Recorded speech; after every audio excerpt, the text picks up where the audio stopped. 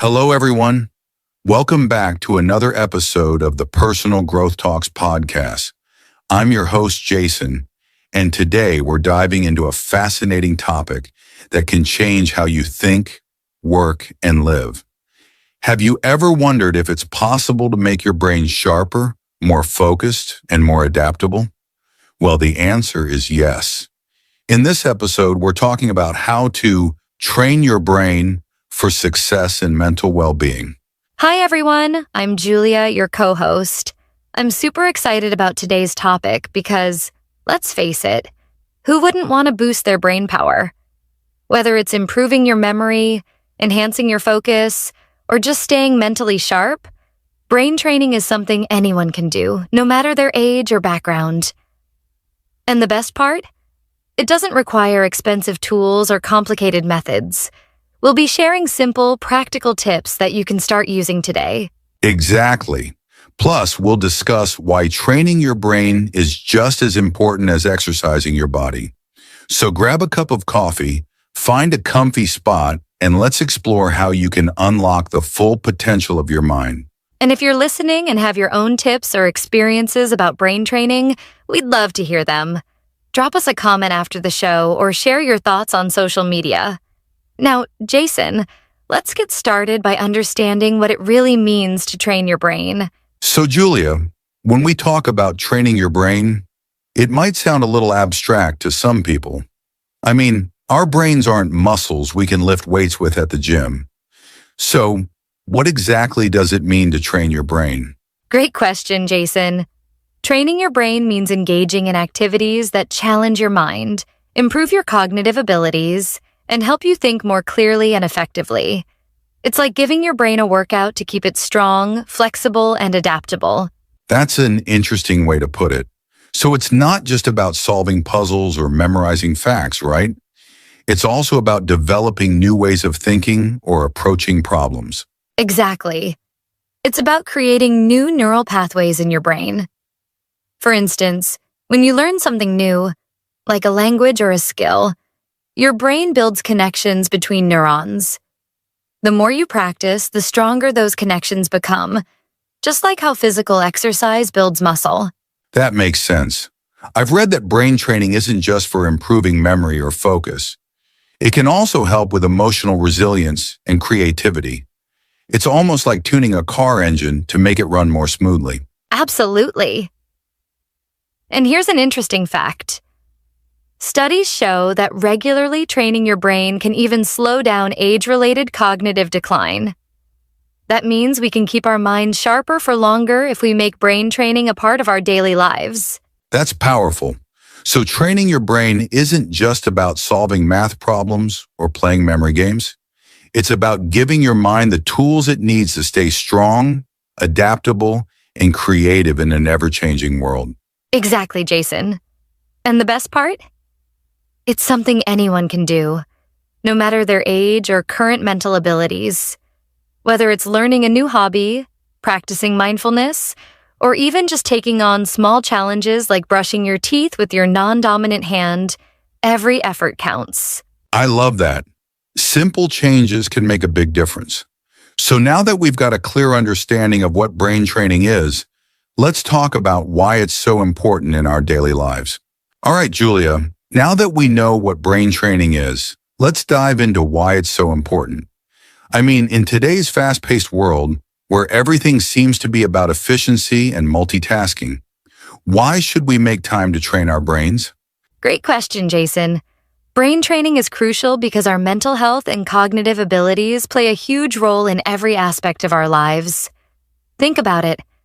When your mind is sharp, you're better at solving problems, staying focused, and managing stress. It's not just about being smart. It's about functioning at your best, no matter what challenges come your way. That's true. I've noticed that when I'm mentally tired or unfocused, even small tasks feel overwhelming. But when my brain is in good shape, I can tackle things more efficiently and creatively. Exactly. And here's another reason brain training matters. Our brains are like any other part of our body. They need exercise to stay healthy. If we don't challenge our minds, they can become sluggish over time. This is especially important as we age because regular brain training can reduce the risk of cognitive decline and memory loss. That's a good point. So brain training is like an investment in our mental future. But it's not just about preventing issues, right? It's also about enhancing our current abilities, like improving focus, decision-making, and even emotional control. Absolutely. For example, people who regularly train their brains often report feeling more confident and capable in their daily lives. And let's not forget that brain training can also boost creativity. By challenging your mind with new activities, you open yourself up to fresh ideas and perspectives. That's inspiring. So whether we're looking to stay sharp as we age or simply be more effective and creative in our daily lives, brain training is essential. Exactly. It's not just a luxury. It's a necessity in today's world. And the good news is, anyone can do it. In the next segment, we'll talk about some simple ways to start training your brain right now. All right, Julia, we've talked about why brain training is important, but I'm sure our listeners are wondering, how do I actually train my brain? So let's get into some simple, practical ways to start. Absolutely, Jason. The great thing about brain training is that it doesn't have to be complicated or time-consuming. One of the easiest ways is to challenge your brain with puzzles and games. Things like crosswords, Sudoku, or even mobile brain training apps can help improve your problem-solving and critical thinking skills. That's a great tip. I also heard that learning something new is one of the best ways to train your brain. For example, picking up a new language, learning to play an instrument, or even trying a new recipe can create new neural connections and keep your mind engaged. Exactly. And here's another one. Physical exercise. Believe it or not, staying physically active is fantastic for your brain. Activities like yoga, walking, or even dancing improve blood flow to your brain, which helps it perform better. That's true. I've noticed I think more clearly after a good workout. What about mindfulness practices like meditation? I've heard they're great for improving focus and reducing stress. Yes, meditation is amazing. It helps you train your mind to stay present and focused. Even just a few minutes a day can make a big difference. Another tip is to switch up your routine. For instance, try using your non-dominant hand for tasks like brushing your teeth or writing. It might feel awkward, but it forces your brain to adapt and think differently. That's an interesting one. It's like giving your brain a little workout by doing something unusual. I'd also add reading as a fantastic way to train your brain. Whether it's a novel, nonfiction, or even listening to audiobooks, it keeps your mind active and exposes you to new ideas. Absolutely, Jason. And let's not forget about socializing. Engaging in meaningful conversations and building relationships can also challenge your brain. It's a great way to improve memory, emotional intelligence, and problem-solving skills. That's such a good point.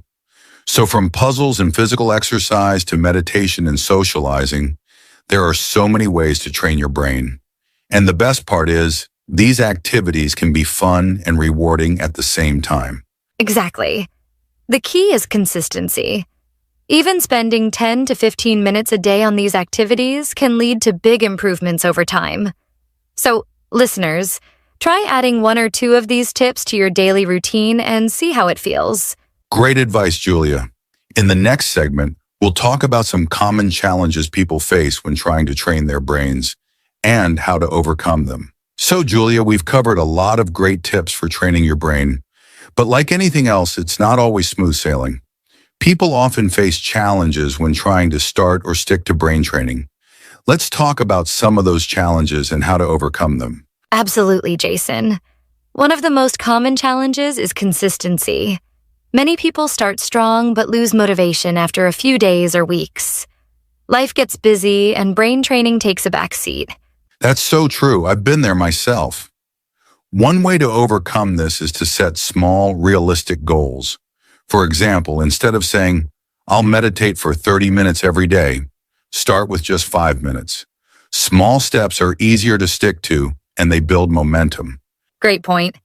Another challenge is feeling overwhelmed or not knowing where to start. With so many brain training methods out there, it can be hard to choose the right one. In that case, I'd say start with something you enjoy. If you love puzzles, begin with crosswords or Sudoku. If you prefer movement, try yoga or dance. The key is to make it fun so it doesn't feel like a chore. Exactly. Another big challenge is distractions. With smartphones, social media, and endless notifications, it's easy to lose focus. Distractions. The modern-day enemy of productivity. A simple way to handle this is to create a distraction-free zone. Turn off notifications, set a timer, and dedicate that time solely to brain training.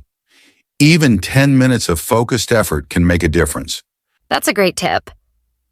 And finally, some people might feel discouraged if they don't see results right away.